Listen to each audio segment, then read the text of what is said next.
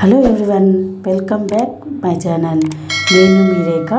ఈరోజు రెసిపీ వచ్చి మనకి ఇంట్లో కూరగాయలు ఏమి లేనప్పుడు ఇలాగా 5 నిమిషాల్లో చేసుకునే కారం అన్నం రెసిపీ అయితే చూపించబోతున్నాను. అలాగే ఫస్ట్ టైం నా వీడియో కానీ చూసినట్టుగైతే లైక్ చేసి నా ఛానల్ని సబ్స్క్రైబ్ చేసుకోండి. ముందుగా ఇక్కడ కారం అన్నం కోసం ఒక గిన్నెలో ఉడికించిన రైస్ని అయితే తీసుకున్నాను. దాంట్లో రుచికి సరిపడా సాల్ట్, 2 స్పూన్స్ కారాన్ని అయితే యాడ్ చేశాను.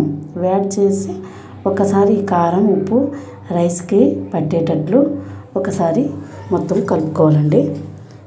కలుపుకొని పక్కన పెట్టుకోవాలి.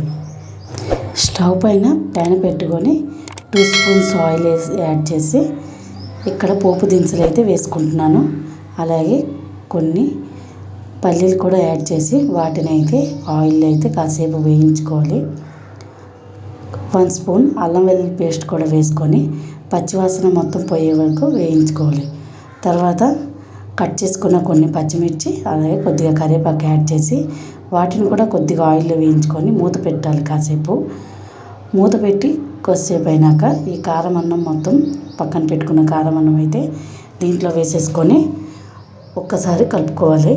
ఇక్కడ చూపించే విధంగా మొత్తం కలుపుకున్నాక ఇక్కడ నేను కొత్తిమీర యాడ్ చేయలేదు. మీకు కావాలంటే కొత్తిమీర కూడా యాడ్ చేసుకోవచ్చు. మూత పెట్టి కాసేపు వస్తే చాలండి. ఈ కారం అన్నం అయితే రెడీ అయిపోయింది. ఒక బౌల్లో సర్వ్ చేసుకుంటే సరిపోతుంది.